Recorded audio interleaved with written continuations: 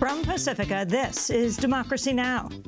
I'm convinced that if we work hard, that we can make sure that police officers and the communities they serve are partners in battling crime, partners in making sure everybody feels safe, that we can build confidence and we can build trust, but it's not going to happen overnight. As students walk out of schools across the country to protest the killing of Michael Brown, we'll speak with Ashley Yates of Millennial Activists United. She was at the White House yesterday for a meeting with President Obama to address Ferguson and police militarization. Then the United Nations slams the U.S. record on police brutality and torture. We have reports of widespread excessive use of force by the police, and this gives rise to concern, of course, and also that some vulnerable groups, including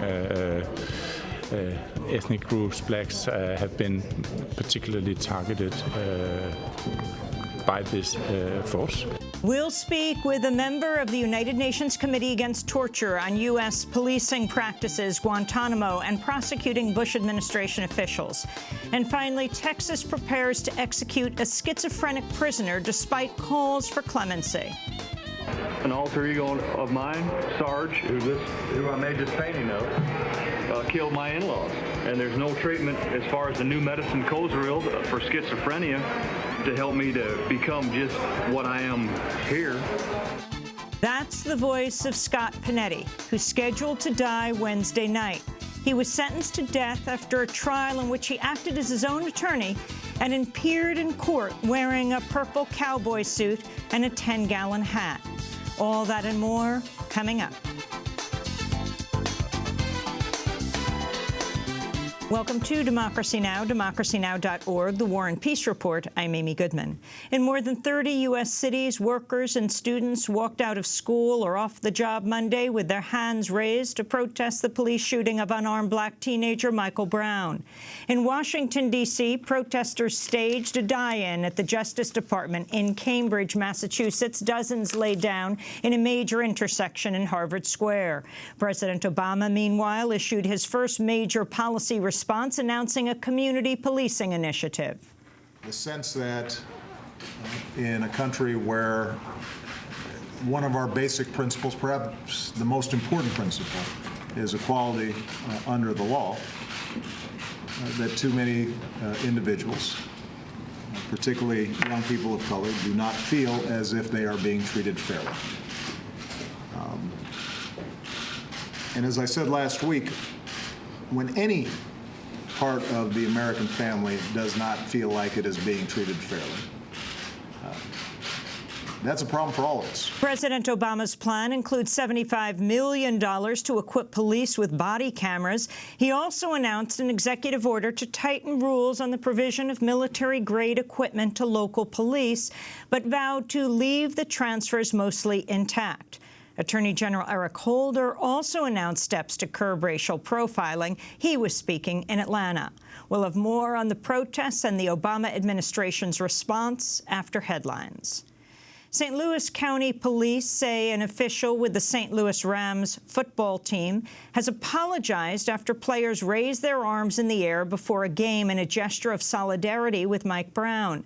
But Rams Executive Vice President Kevin Demoff told the St. Louis Post-Dispatch he did not apologize, but merely told police he, quote, regretted any offense their officers may have taken. The Lebanese army has detained the wife and child of Abu Bakr al-Baghdadi, leader of the militant group Islamic State, which has claimed swaths of Iraq and Syria. The news comes as the United States has continued airstrikes against the group, with at least 55 since Friday. Meanwhile, a U.S. fighter pilot has died in a non-combat crash, reportedly in Jordan. The United Nations World Food Program has suspended aid to 1.7 million Syrian refugees due to budget shortfalls after donor nations have failed to deliver on their pledges. The UN agency said the move could be, quote, disastrous for Syrians in countries like Lebanon and Turkey. In northern Kenya, Somali militants from the group al-Shabaab have killed 36 non-Muslim workers at a quarry near the town of Mandera. Last week, the group killed 28 people in an attack on a bus in the same area. The World Health Organization says Liberia and Guinea have met a goal to treat 70% of patients suffering from Ebola, while Sierra Leone has not.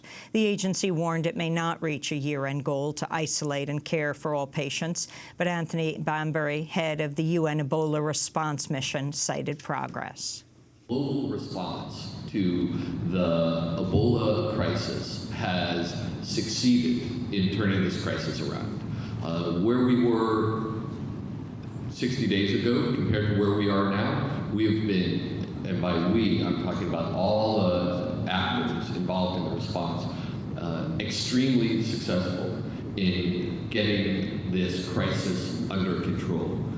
We're far away from being out of the woods, but there has been remarkable results achieved in the past 60 days. Russian President Vladimir Putin has scrapped plans for a major gas pipeline to Europe amidst tensions over Russia's role in Ukraine. After the European Union opposed the pipeline, Putin announced the gas would instead flow to Turkey. In West Virginia, a man suspected of killing 4 people in a shooting spree has been found dead of an apparent self-inflicted gunshot wound. Police say Jody Lee Hunt was suspected in 3 shootings. One of the people he killed had filed a domestic violence case against him. In Austin, Texas, police say a man who opened fire on government buildings and tried to burn the Mexican consulate was a, quote, American terrorist with ties to a Christian hate group. Police say Larry McWilliams had expressed frustration over immigrants receiving aid while he couldn't find a job. He had multiple weapons and a map of 34 potential targets when he was shot dead by police. In Mexico, outrage erupted across the country on the second anniversary of Mexican President Enrique Peña Nieto's rule as protesters denounced state-backed violence, corruption, and the disappearance of 43 students in September. Over the weekend, 11 protesters held in maximum security prisons after an earlier protest were released following an international outcry. Anger intensified after a university student, Sandino Buccio, was grabbed from the streets Friday by undercover police whom he said threatened to rape and disappear him. In Colombia, FARC rebels have released a general and 2 other hostages captured last month. General Ruben Dario Elzate resigned shortly after his release, saying he should have taken more precautions. His kidnapping prompted Colombian President Juan Manuel Santos to suspend peace talks aimed at ending the 50-year conflict with the FARC. Bahraini human rights activist Mariam Al-Khawaja has been sentenced to a year in prison in absentia for what she says are false charges of assaulting police. That means Al-Khawaja would face prison if she returns to Bahrain, where her father, human rights activist Abdul Hadi Al-Khawaja, is serving a life term. Bahrain is a key U.S. ally, home to the Navy's 5th Fleet. Comedian Bill Cosby has resigned from the Board of Trustees of Temple University amidst mounting claims he drugged and sexually assaulted women over a period of 40 years. Other institutions, including Cosby's alma mater, University of Massachusetts Amherst, have cut ties with Cosby as the number of his alleged victims has hit 20. The president of the University of Virginia canceled a speaking event in D.C. on Monday to deliver a speech at the University of Virginia outlining steps to address sexual assault. An article in Rolling Stone magazine about a gang rape by fraternity members revealed a pattern of rape and impunity and sparked protests on campus. President Teresa Sullivan has outlined steps including increased policing and an added trauma counselor. In Stockholm, Sweden, the Right Livelihood Award, known as the Alternative Nobel Prize, has been awarded to 5 people, including NSA whistleblower Edward Snowden. Snowden accepted by video link from Russia. All the prices we've paid, all the sacrifices we've made, I believe we would do again. I know I would do again. Because it was never about me. This was never about he or she. This is about us.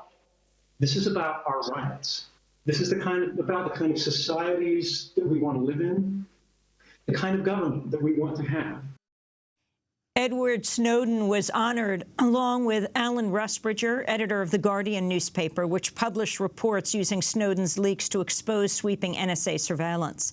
The other Right Livelihood honorees were Pakistani human rights activist Asma Jahangir, Basil Fernando of the Asian Human Rights Commission in Hong Kong, and U.S. environmentalist Bill McKibben, founder of 350.org and a leading voice against climate change. And those are some of the headlines. This last headline tonight marks the 30th anniversary of the Bhopal disaster, the worst industrial tragedy in history. Campaigners say more than 20,000 people died as a result of toxic gas that leaked from the Union Carbide pesticide factory, while 500,000 more were poisoned.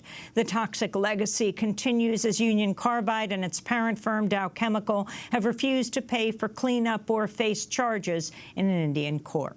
And those are some of the headlines. This is Democracy Now!, democracynow.org, The War and Peace Report. I'm Amy Goodman. And I'm Aaron Matte. Welcome to our listeners and viewers around the country and around the world. 1 week after the grand jury decision in the Michael Brown case, President Obama has given his first major policy response to the protests from Ferguson and beyond over racial profiling and police brutality.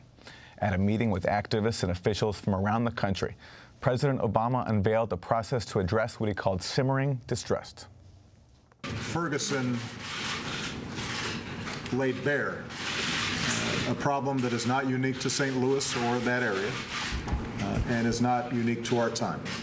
And that is a simmering distrust that exists between too many police departments and too many communities of color. The sense that in a country where one of our basic principles, perhaps the most important principle, is equality under the law, that too many individuals, particularly young people of color, do not feel as if they are being treated fairly. On the policy front, President Obama announced a new task force to come up with concrete steps for building public trust in police forces nationwide. Obama announced a $263 million community policing initiative, which includes $75 million for body cameras to around 50,000 police officers. Obama also announced an executive order that will tighten rules on the provision of military-grade equipment and weapons to local police forces, such as those used in the crackdown on the Ferguson protests. But in a rejection of activist demands, Obama vowed to leave the transfers mostly intact. As part of his response to the protests in Ferguson, President Obama also sent Attorney General Eric Holder on a tour of communities nationwide. Holder began in Atlanta at the Ebenezer Baptist Church, where Dr. Martin Luther King Jr. preached during the 1960s. Holder said he'll soon release new federal guidelines to limit racial profiling. In the coming days, I will announce updated Justice Department guidance regarding profiling by federal law enforcement.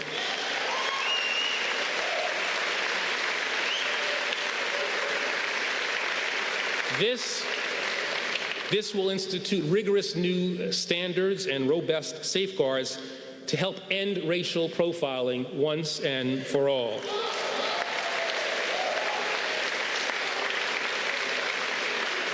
This new guidance will codify our commitment to the very highest standards of fair and effective policing.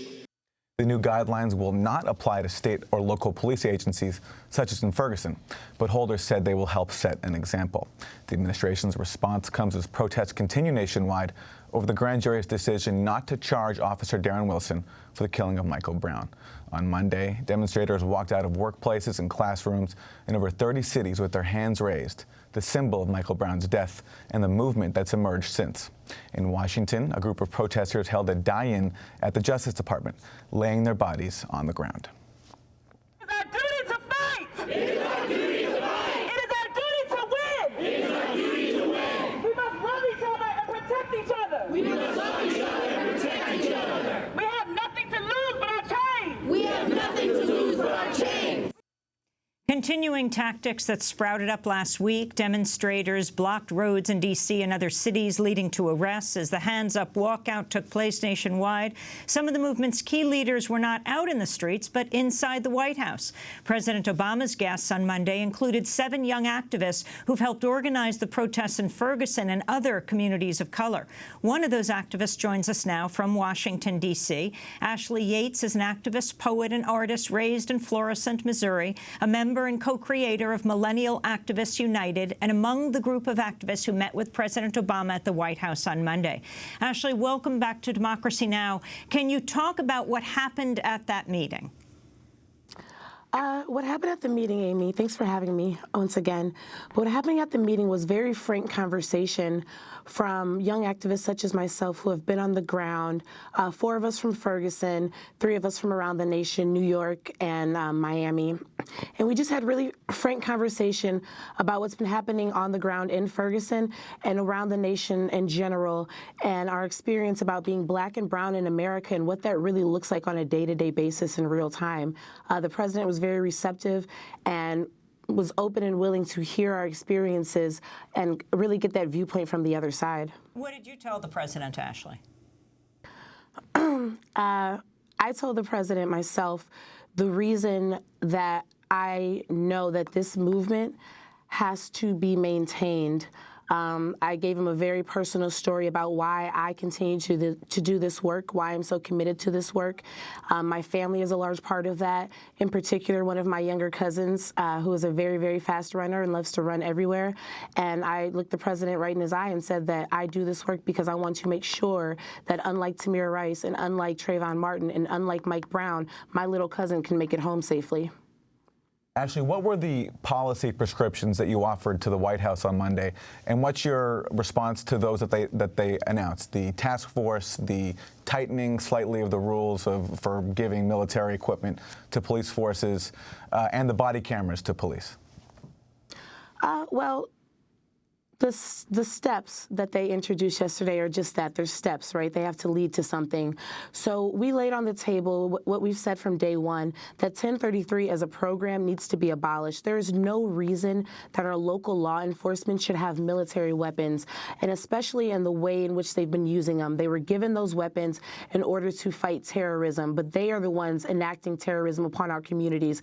Therefore, they have proven that that program is not effective, and not only is it not effective, it's being used to oppress American citizens, so it needs to be stripped away. So the step that they took yesterday to actually monitor the program, which should have been done in the first place, right? But to actually monitor it, that's a step. We do have to have some accountability as to how these weapons are being used on our American citizens. But we've all seen it. We saw it for the last 115 days in Ferguson. So to me, that monitoring has been occurring for 115 days. So now we have to see some accountability, and we need to see those stripped away. So that is a step towards progress, but we need to see more, and that's why we continue. This movement doesn't stop. The body cameras, once again, a step, but cameras didn't save Tamir Rice.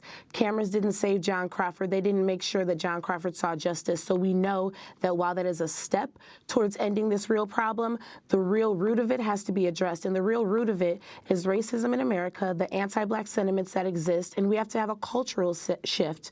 It's the reason why Darren Wilson is able to get in front of a grand jury and say that he saw a young Black boy as a demon, and people can accept that. We have to address why that is a reality in our community, and until we begin to address that, we really can't have any real change, and all we have is these small steps towards justice, but we need leaps and bounds. Ashley, your response to the grand jury decision and to Darren Wilson resigning from the Ferguson police force? Darren Wilson should not have been able to resign. He should have been fired over 100 days ago. Also, he is resigning a much richer man. It is profitable to kill a Black boy. Not only is it profitable, but you get away scot-free, as we saw with the grand jury's decision to not indict him. It's absolutely heartbreaking, and that's why we continue to do this work, because like we have said time and time again. Explain what you mean by he resigns as a much richer man. I think it's pretty public knowledge that he There were several people who set up a GoFundMe for him, which is the reason why I don't support that site.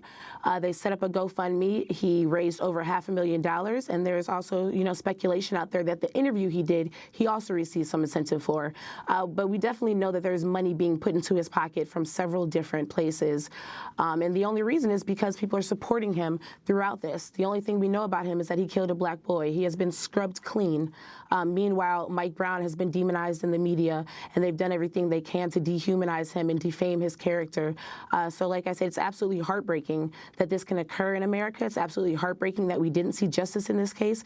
It's absolutely heartbreaking that I had to sit in front of Leslie McSpadden and watch her break down because she had an expectation that the American justice system would work for her family, and it didn't. So we continue to do this work so we don't have to see another family go through that. Ashley Yates, I want to thank you very much for being with us. Ashley Yates is one of the young activists who met with President Obama yesterday at the White House. Activist, poet, artist, raised in Florissant, Missouri. She's a member and co-creator of Millennial Activists United. This is Democracy Now! When we come back, we'll speak with Lehigh University professor James Peterson. Stay with us. Don't you know? Talking about a revolution sounds whisper. Don't you know? Talking about a revolution sounds like a whisper. While they're standing in the welfare lines, crying at the doorsteps of those armies of salvation, wasting time in the unemployment lines, sitting around waiting for a promotion. Don't you know? Talking about a revolution sounds whisper. Poor people gonna rise up, get their share. Poor people gonna rise up and take what's theirs.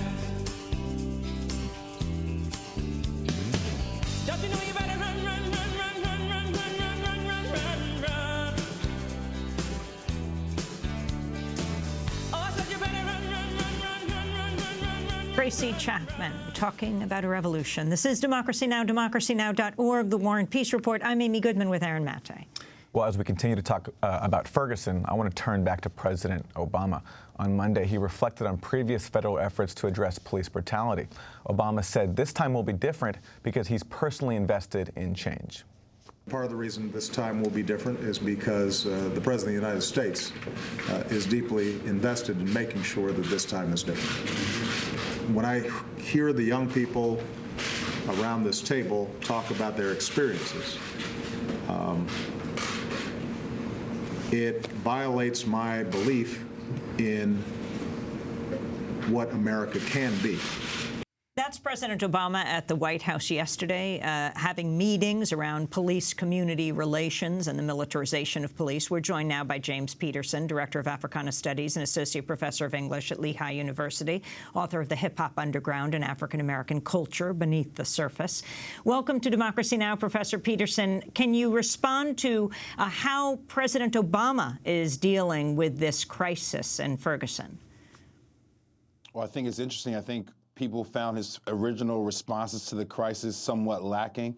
And the pressure of the people, all of these organized, strategic instances of civic unrest, the die-ins, the different marches, and the different sort of ways in which these things are organized across the nation, demand and really command a certain kind of response from the office of the president. And so I think that was the response that you saw yesterday. And obviously, there's a couple of pieces here that I think are important. One, for him to hear people out, to hear the activists on the ground.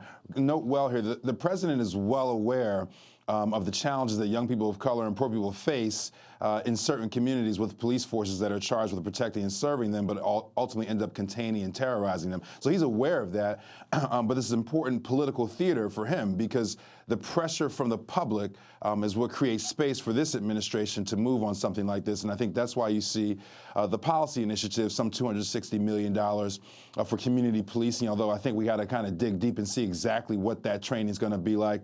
And as you pointed out earlier in the earlier segment, even though we can see changes at the federal level, a lot of these problems are operating at the state level and at the municipal level. And so, although the feds can be a model, we are going to need more oversight and a sort of what I refer to as a radical reordering of what local law enforcement looks like in order to see some justice out of some of these instances that we've been dealing with over the last several years, actually. I want to hone in on some of President Obama's rhetoric and get your response. When he talks about issues of racial injustice, it seems like it's often framed in this language of a subjective emotional experience. In his comments on Monday, I counted the word feel 4 times. He says, that's right, young people of color do not feel as if they're being treated fairly. Young people feeling marginalized, instead of as an actual reality. Does this language minimize the actual reality of what's happening? Well, I don't want to minimize the affective nature of these things. It is about how people feel. That's important. But that's not strong enough language, in my opinion, because the reality is a young black person is 21 times more likely to be murdered at the hands of police. And that's just from the data that we have. That's not a full accounting of the data. That's just the data that we have access to. 21 times more likely to be murdered than his or her white counterparts. That's not a feeling. Those are actual facts. There's data. We have all of these sort of cases that have risen to the level of international sort of media attention, everything from Michael Brown, Tamir Rice, Eric Garner. We can go back into the years and look at other instances of this and see certain names bubble up to the surface. So you have that sort of sensational data, but beneath the surface of that, there are hundreds, if not thousands, of these kinds of cases that don't rise to that level of attention. And so that's actual data. People are dying at the hands of law enforcement, and that's not even to take into account the data that we know around stop and frisk, around police stops, period, about police brutality and police harassment. It doesn't take into account a full range of other unfortunate situations when we look at the contact between police forces and the communities with which they're charged to protect. And so there's real data here. This is not just about how people feel. That's not to minimize people's feelings about it, but I think to just talk about the affect is not enough to get at the hardcore data that sort of underwrites all of these issues and problems that we're wrestling with. On Monday, President Obama said his new task force will come up with concrete recommendations on building public trust in police forces nationwide. They are going to co-chair a task force that is not only going to reach out and listen to law enforcement, community activists, other stakeholders, but is going to report to me specifically in 90 days with concrete recommendations, including best practices for communities where law enforcement and neighborhoods are working well together. How do they create accountability? How do they create transparency? How do they create trust? And how can we at the federal level work with state and local communities to make sure that some of those best practices get institutionalized? As President Obama is speaking, he is sitting next to Police Chief Charles Ramsey. That's Charles Ramsey, the commissioner of the Philadelphia Police Department. As the police chief of Washington, D.C. in the 2000s, Ramsey faced criticism for the mass arrest of protesters during the meetings of the International Monetary Fund and World Bank. The Partnership for Civil Justice Fund, a group that brought suits against Ramsey, said, quote, "You'd be hard-pressed to find a more inappropriate choice." Apparently, the Philadelphia police were surprised he was named this. They said they hadn't known about this as he went to Washington, D.C. for these meetings. You're in Philadelphia, Professor Peterson. Can you talk about your response to Charles Ramsey as a choice? Well, I don't think there are any easy solutions here. You know, Chief Ramsey has had an interesting tenure here in the city of Philadelphia. Philadelphia has had its own set of challenges around law enforcement behaving badly. I think for the president's perspective, he wanted to get a law enforcement officer who had some experience in cities that have had these challenges, just so that he would have the bona fides of having the experience of understanding how do you sort of repair some of these issues and challenges. But unfortunately, it's not a strictly law enforcement problem to be solved, right? What Ashley was saying in the previous segment is really, really important here. And again, politicians don't want to hear this, but there's a longer haul here, the long, hard work of working with things like racial bias. There's been a new study out on superhumanization bias, which I think really informs some of these issues. And unless the trust can't be rebuilt. Explain what you mean by the superhumanization bias. Well, there's racial bias. People make decisions based upon what their perceptions of race are.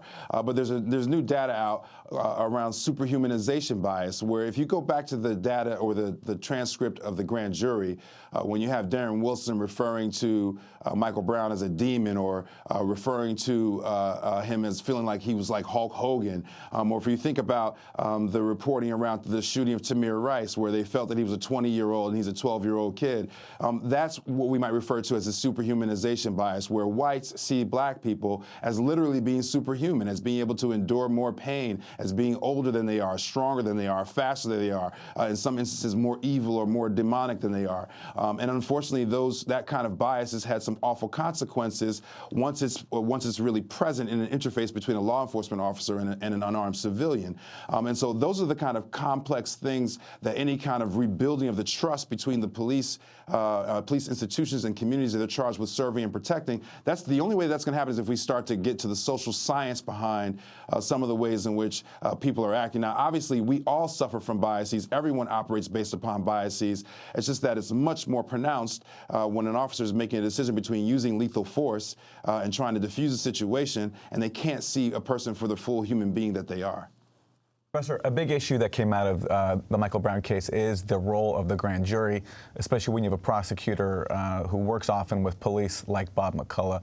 What reforms, if any, do you want to see on the issue of grand juries investigating cases like these? Yeah, let's take the federal data, 162,000 cases brought before grand juries. Only 11 of those did not result in indictments. When you talk about people say this kind of cliche thing, you can indict a ham sandwich with a grand jury, that's not really an exaggeration. And so when you look at that data, that is enough to show you what the context is. But then when you dial down on some of that, what we're realizing is that it's almost impossible to get a conviction of a law enforcement officer who murders a civilian while in the line of duty. That's whites, blacks, whatever. It's more pronounced because more black folk are being murdered, unarmed black folk being murdered by a law enforcement. But the reality is that we've got to at least revise the grand jury process for the indictment and prosecution of law enforcement who are accused of or suspected of or alleged to have murdered civilians, particularly unarmed civilians. You have people playing for the same team, and that's why you can't get indictments out of those particular kinds of situations. And so the grand jury process has got to be revised for those cases. Once again, biases shape and inform how those processes work as well, but there's some structural things, some policy things that we can do directly to get the grand jury process to work in these particular kinds of cases. I want to ask you about the hands up, don't shoot image that now, in addition to the kids coming out of school, the hands up the hands up walkout yesterday, you had Congress members on the floor of the House, like Hakeem Jeffries, the new whip in the Congressional Black Caucus, with his hands up, as well as other Congress members. I was watching Joe Scarborough, a former conservative Congress member, on Morning Joe on MSNBC today, saying, how dare they do this? It's based on a lie. Now, you also have the members of the National Football League, St. Louis Rams, taking part in the active protest before the Sunday football game. During the player introductions, a group of players took to the field with their hands raised overhead, hands up, don't shoot, in solidarity with Mike Brown. The police said an official with the Rams apologized, but the Rams executive vice president told the St. Louis Post-Dispatch he didn't apologize, merely told police he regretted any offense they might have taken. But this idea that has come out of McCullough's description of what grand jury witnesses said, that in fact Michael Brown's hands did not put his hands up. Wasn't something like 16 of the 18 witnesses said he did? 16 of the witnesses, Amy, said that they saw him with his hands up. How is that a lie? I really don't understand that. Now, the law enforcement response to the St. Louis Rams protest, to me, seems to be a little bit desensitized to the situation as well. Remember, so we can debate back and forth. There were some people who didn't see, but there were at least 16 witnesses in that grand jury who saw Michael Brown with his hands up, including the young man who was right there, who was a part of that whole situation. And so I'm not sure who we're supposed to believe or what constitutes a lie or what constitutes the truth. But what I would say to my colleague Joe Scarborough, to the law enforcement in St. Louis, is if we had had an indictment and could have properly had a trial by jury where the evidence could have been vetted and publicly engaged, we might be able to figure out what the truth in this situation is. But because the system did not work in a way that allowed us to have open access to all the data and information, we are playing some of these guessing games. But by my count, 16 people, 16 eyewitnesses seeing him with his hands up in that grand jury process is enough for me to at least understand that it's not a lie. But let's take it a step further as well, right? Because what we're seeing now is that this has become symbolic for what this movement is. It is not just about Michael Brown. It is about the killing of unarmed young black people, young Latino people, young poor people in this nation. The killing of American citizens by American law enforcement. And so the hands up, don't shoot movement is symbolic in such a way that transcends even the Michael Brown case. So for people trying to bog it down just in this one case, you've got to understand what this movement is about. This is a nationwide movement at this point in time. The proposal for body cameras, Obama proposing funding for 50,000 body cameras on police, is that a positive step in your view?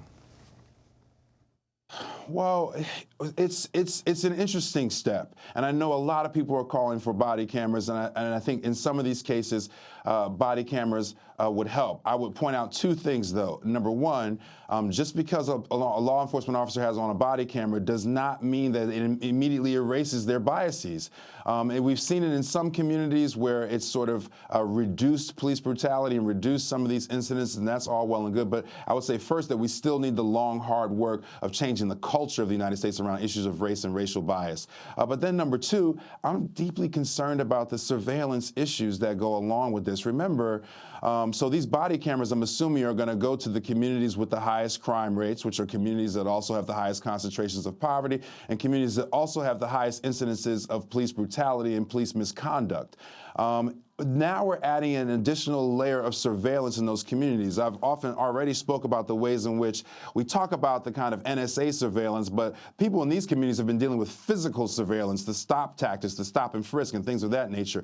To add body cameras to that, I'm not sure if we're having the right conversations about that extra layer of surveillance for communities that are already in some ways under siege by law enforcement. And so I think we need to have that conversation and to understand what the consequences are of adding a layer of surveillance on top of an already explosive situation when you're thinking about this interface between law enforcement and the people with their charge to protect.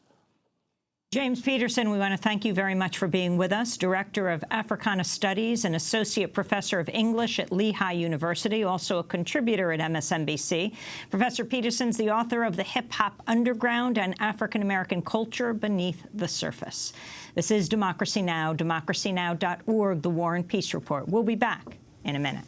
Investigation determined the shooting was not justified, and Officer Brooks' gun and badge were taken away from him. Every day we wake up for you to protect and serve, but if you can't do that, tell me what's your job work? Now you got a bad rep and the city really hates you, not to mention everything you've done makes you disgraceful. Tell me, how do y'all sleep at night?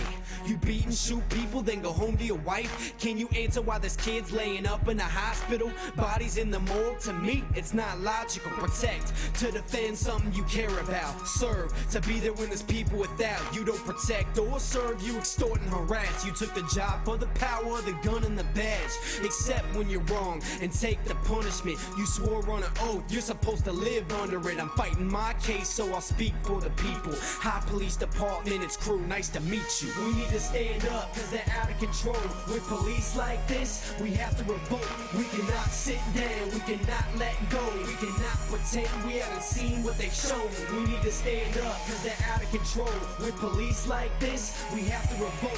We cannot sit down, we cannot let go. We cannot pretend we haven't seen what they've shown. Excessive force turned deadly, now you just shoot. When they're cuffed on the ground, it's batons and boots. I had my own little taste of a yellow mace cane. I got dragged and slammed inside a metal door jam. Forget about me, what about T. Williams, the short old man when they shot and killed him? He didn't do a single thing, he was walking away, gunned down by a cop in the middle of the day. Witnesses say there wasn't one good reason. 4 kill shots left him on the ground bleeding. Tell me right now how it's justified. You could have shot him in the legs and he would have survived. Or better yet, use your taser, that's what it's there for. Instead you put a harmless man inside of a morgue. Now his family has to grieve and you're fighting the case. There's cops like this everywhere, so how are we safe?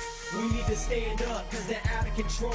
With police like this, we have to revolt. We cannot sit down, we cannot let go. We cannot pretend we haven't seen what they've shown. We need to stand up, cause they're out of control. With police like this, we have to revolt. We cannot sit down, we cannot let go. We cannot pretend we haven't seen what they've shown. Every tax dollar earned puts your kids through college, but you walk the streets treating people like Through police brutality. This is Democracy Now!, democracynow.org, The War and Peace Report.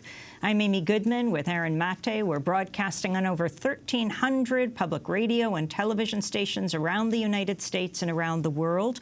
We also stream an audio and video podcast online at democracynow.org. You can read the transcript of every show, and you can go to our extensive archive of video from Ferguson. As well, we'll be broadcasting throughout next week from Lima, Peru, from the UN Climate Summit, so tell your friends, tune in, play this in your classroom. As we turn now to a story that's taking place in Texas. Aaron? Yes, we turn now to a Texas execution that's attracted international attention because the man is set to die is believed to be mentally ill. Scott Panetti was convicted of killing his wife's parents in 1992, more than a decade after he was first diagnosed with schizophrenia. His mental health history until that point included hallucinations that prompted his dismissal from the Navy and 14 hospitalizations for schizophrenia and depression, often under a court order. His previous wife divorced him after he buried their furniture because he said it was possessed by the devil and also nailed his curtains shut. Panetti's murder trial drew headlines when he was allowed to represent himself after dismissing his court-appointed attorney. He dressed as a cowboy in a purple suit and a hat, and the witnesses he tried to subpoena in his defense included John F. Kennedy, the Pope, and Jesus Christ. At one point, he assumed his alternate personality of Sarge and testified in the third person about how he carried out the murders. After being sentenced to die, Panetti said he believed he was being executed not for the killings, but for preaching the gospel to his fellow death row prisoners. Scott Panetti's family sat through his trial when he was allowed to represent himself and passed him notes to try to help. This is his father, Jack Panetti, his former lawyer, Marital Solbrig, and his sister, Vicky Panetti, speaking in a 2007 video made for the Texas Defender Service. We'd send him a note and say, show those medical records. You know, he was up there by himself. I said, show the medical records. Well, Scott would be up there scribbling, drawing pictures on them, and then he'd finally get it up to the judge. The judge would say, I can't accept that. You scribbled on it. Throw it out. The trial of Scott Panetti was, to me, a circus, and I think that other people saw it that way as well. He was more obsessed with how he looked and his fantasy of being his own lawyer in a 1930s cowboy costume than what reality was, and that was that he was under trial for murder. He didn't understand that. It would have been like an old Hollywood cowboy movie. It's nothing that anybody would wear to anything other than a costume party. It was bizarre. In 2007, the Supreme Court ruled Panetti lacked the understanding of why he was being put to death and asked the lower court to reevaluate whether he was sane enough to execute. But the courts accepted the argument from the state's lawyers that Panetti was faking his illness and reinstated his death sentence. Now he is set to die Wednesday at 6 p.m. On Monday, the Texas Board of Pardons and Parole refused his clemency request, and his lawyers have asked Governor Rick Perry to issue a stay of execution. For more, we go to Houston, Texas, where we're joined by Panetti's attorney, Catherine Case, executive director of the Texas Defender Service. Panetti would be the 11th prisoner executed in Texas this year, the most of any state. Missouri is close behind, with 8 men put to death this year. Talk more about your case and what you are calling for right now in the as a result of the execution being set for Wednesday evening of Scott Panetti, Catherine Case. We have 3 efforts going on simultaneously. We're in the Fifth Circuit, where we are seeking time and resources to litigate Scott's competence to be executed because his psychiatric condition continues to deteriorate day by day. We're also in the U.S. Supreme Court, where we are arguing that it is unconstitutional to execute the seriously mentally ill. And finally, we have a 30-day reprieve request before the governor, Rick Perry, saying that we would like additional time to, again, litigate Scott's competence to be executed. Can we back up and go to the trial? Can you describe the scene in the courtroom and explain how was it that he was allowed to represent himself? This is a question that no one can answer sufficiently. Scott was wearing a cowboy outfit during this trial. His jeans were tucked into his boots.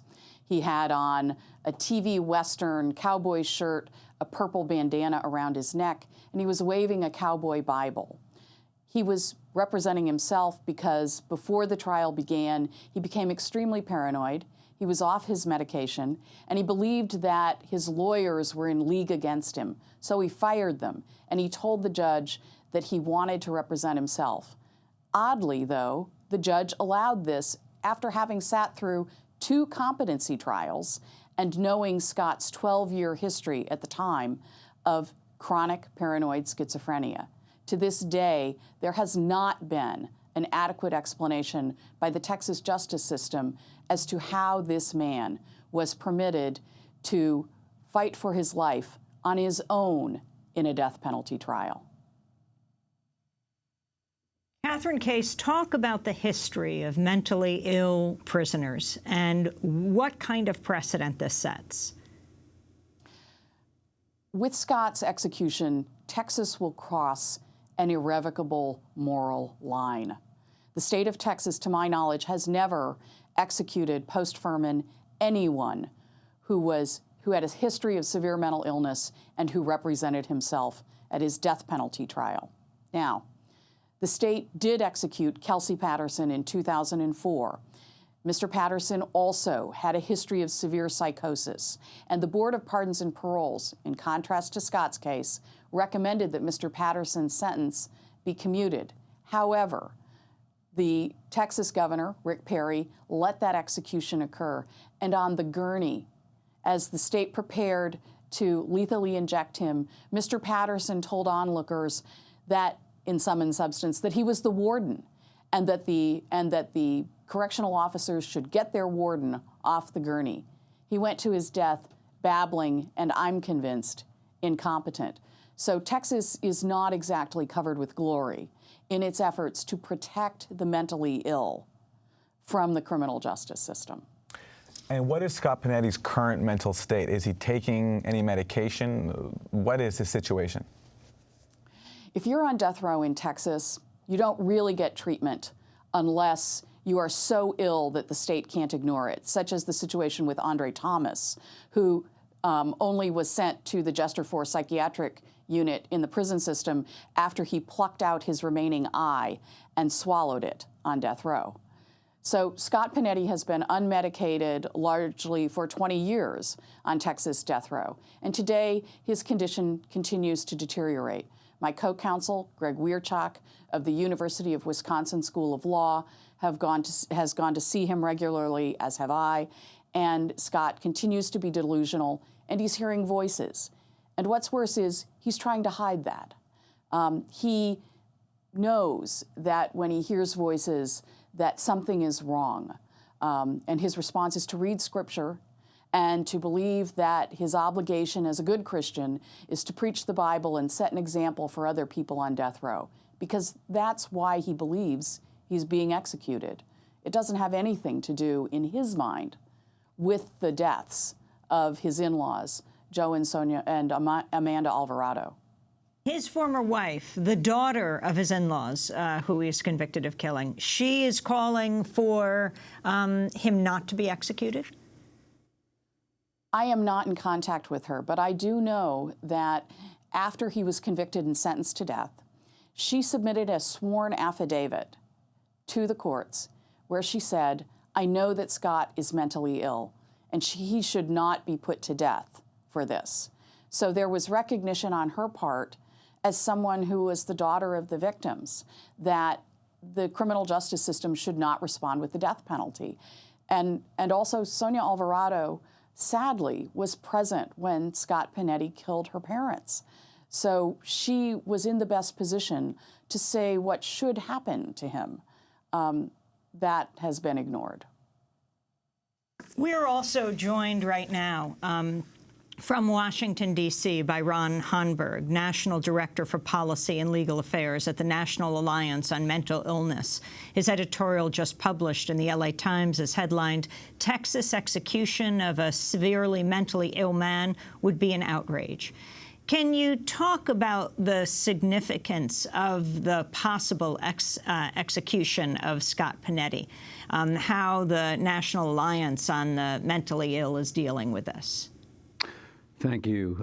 Yes. The Supreme Court has already banned the execution of people with intellectual disabilities, mental retardation, and juveniles, and they did so because they recognized that the brains of individuals who fall into those categories are impaired. And the Supreme Court, while not going quite that far with mental illness, has said very clearly that if someone is so delusional that they don't have a firm grasp on reality at the time they commit their crime, that person should not be executed. That should be recognized as a mitigating factor.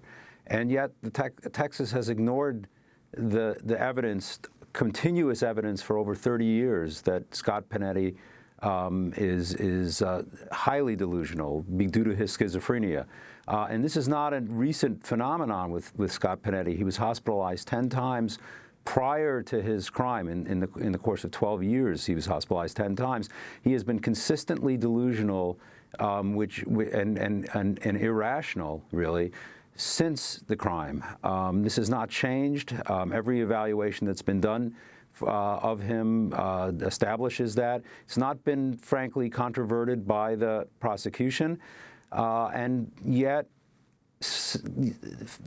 despite the Supreme Court's decision, Texas is proceeding with executing him, and that would be just a gross injustice. No matter how you feel about the death penalty, people in this country recognize that it should be used only for the worst of the worst, with no mitigating factors, and here this case has all sorts of mitigating factors. The Texas Court of Criminal Appeals rejected Panetti's appeal Tuesday in a 5-4 vote, but the statements from the dissenting judges suggest his case is prompting serious debate, even among Texas's conservative judges. In her dissent, Republican Judge Elsa Alcala said a decision to execute Panetti, quote, will result in the irreversible and constitutionally impermissible execution of a mentally incompetent person.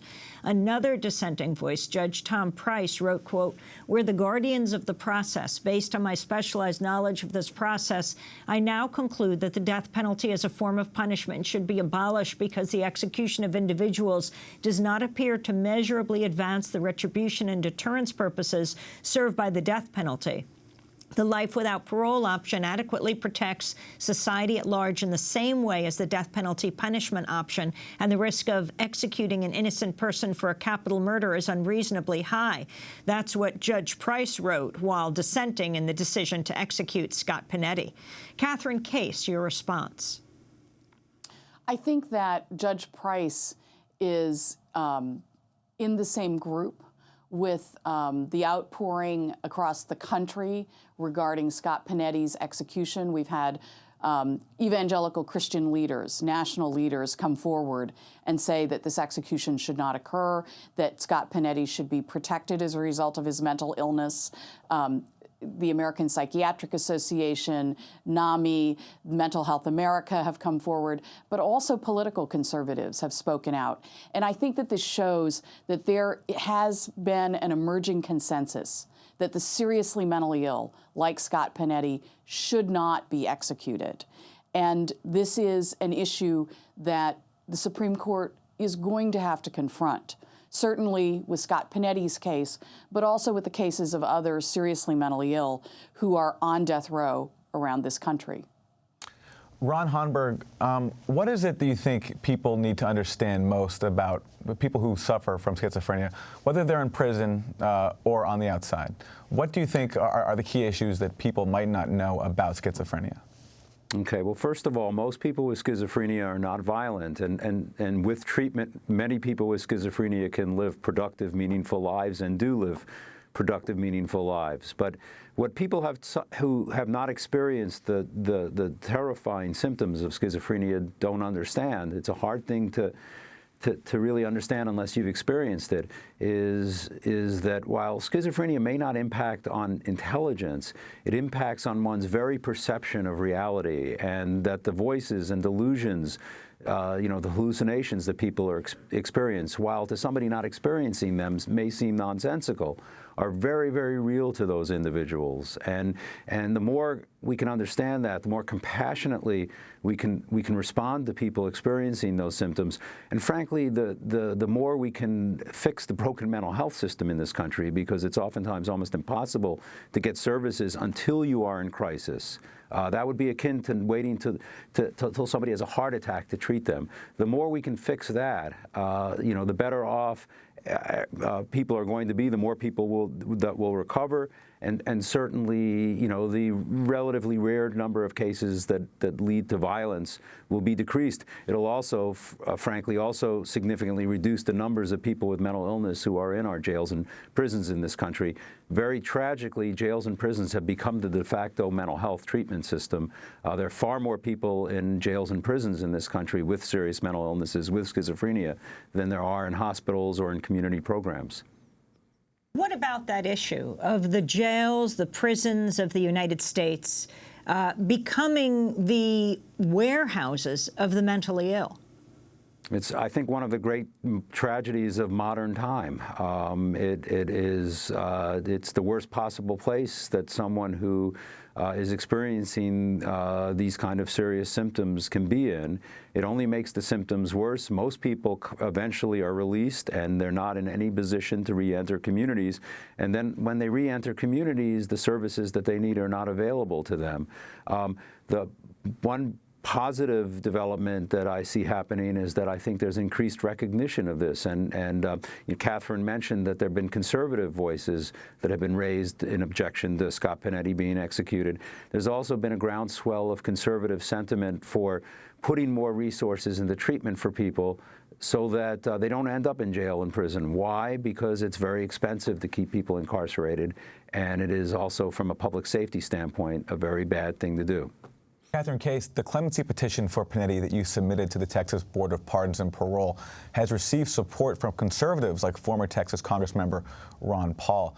Just last year, Paul endorsed a new advocacy group, Conservatives Concerned About the Death Penalty, saying, quote, "I believe that support for the death penalty is inconsistent with libertarianism and traditional conservatism."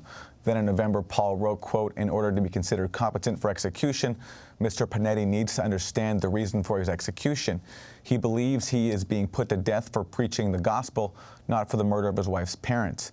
The circumstances of this case present a situation where execution does not serve the state of Texas." What about this, Mr. Panetti receiving some unlikely political support from the likes of Ron Paul?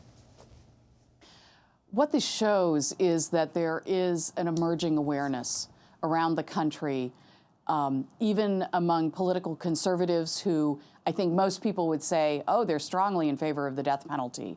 But this emerging consensus shows that there's great concern about who we use the death penalty against. And certainly no one asks to be diagnosed with schizophrenia. It is an incurable brain disease. Nobody asks, as has occurred with Scott Panetti, to be poorly controlled on medication. During Scott Panetti's life, during the years when he repeatedly sought treatment, he was on some fairly heavy antipsychotic medication, but he still experienced symptoms. Nobody would ask for that. And I think what we're seeing among conservatives, among Christian evangelicals, among many people around the country is that people with serious mental illness who become involved in the criminal justice system are less culpable and therefore deserving of more protection from the system.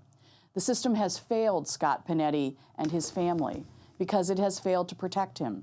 It failed to protect him from himself. Catherine Case, when we're he going to have to represented leave it himself at there. trial. Attorney for Scott Panetti, Director of the Texas Defender Service, and Ron Honberg, thanks for joining us, National Director of the National Alliance on Mental Illness. That does it for the broadcast.